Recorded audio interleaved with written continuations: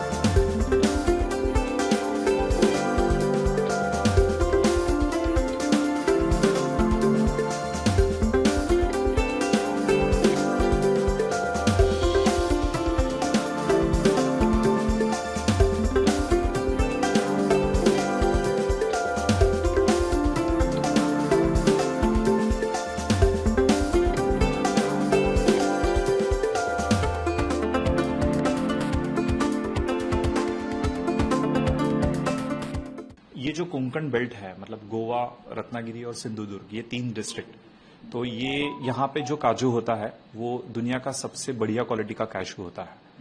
ये हम लोगों को पोर्तुगीज लोगों ने गिफ्ट दिया हुआ है। जब वो गोवा में थे और उन्होंने सॉइल इरोजन स्टॉप करने के लिए यहाँ पे काजू के बीज बोए, तभी उनको ये पता चला कि ये यहाँ की जो मिट्टी है, यहाँ का जो स्वाद है, जैसे रत्नागिरी अल्फांसो के लिए जाना जाता है, हापूस आम के लिए, वैसे ही यहाँ का जो काजू है उसमें प्रोटीन कंटेंट्स ज्यादा है, उसमें आयरन ज्यादा है, तो यहाँ का जो काजू है वो ज्यादा मीठा है।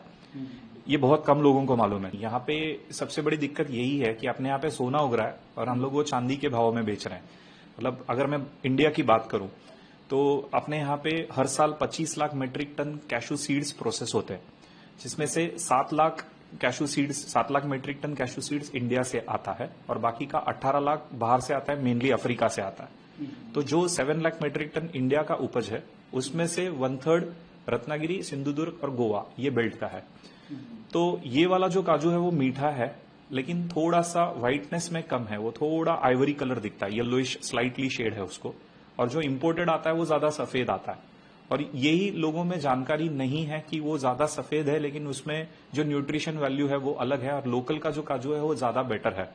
तो इसके चलते दोनों बिकता एक ही भाव में है, लेकिन यहाँ का काजू ज्यादा बेटर क्वालिटी का है कि ये लोगों को जानना बहुत ज्यादा जरूरी है। इसकी ब्रांडिंग भी करनी चाहिए थी आप लोगों को, जब आपको ये पता है कि यहाँ का काजू बेस्ट है, दुनिया का सबसे बढ़िया काजू यहाँ होता है, तो इसकी ब्रांडिंग लोगों तक पहुंचानी चाहिए थी। अभी उसका जीआई का जो प्रोसेस है वो ऑन है, जिसके बाद कोंकण के नाम से यहाँ का काजू बेचा जाएगा। जैसे अभी आपको अल्फांसो है तो मालूम है कि अल्फांसो का जीआई ले चुके हैं, तो रत्नागिरी हापूस बोला गया तो वो रत्नागिरी हापूस ही आएगा।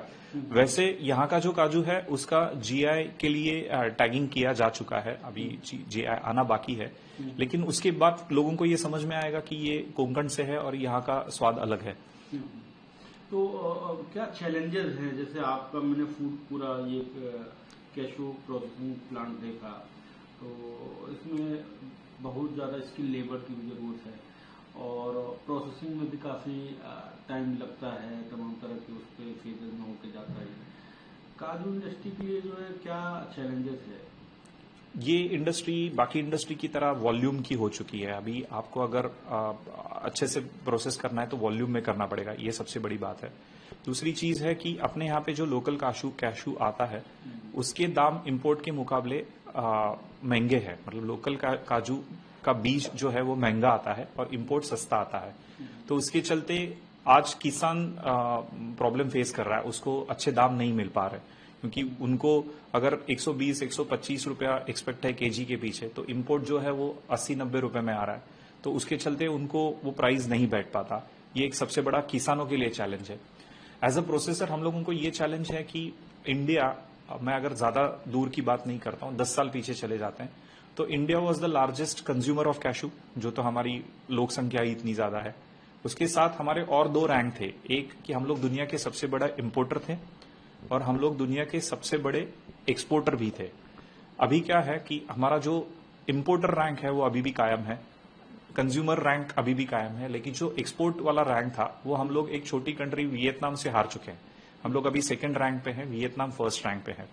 और इंडिया जो एक्सपोर्ट कर पाता था वो अभी ऑलमोस्ट 0 पे आ चुका है पिछले साल में, क्योंकि वियतनाम से हम लोगों को बहुत तगड़ा कंपटीशन मिल रहा है। मतलब मैंने जैसे बताया कि सोना है, लेकिन हम लोग वो चांदी के दामों में दे रहे हैं और उनसे कॉस्ट कंपटीशन नहीं कर पा रहे हैं। तो उसके चलते काफी हद तक हम लोग डोमेस्टिक मार्केट पे निर्भर हो चुके हैं, जिसके चलते दाम नीचे आ रहे हैं। जितना डिमांड होना चाहिए उसके लिए उतना नहीं मिल पा रहा है।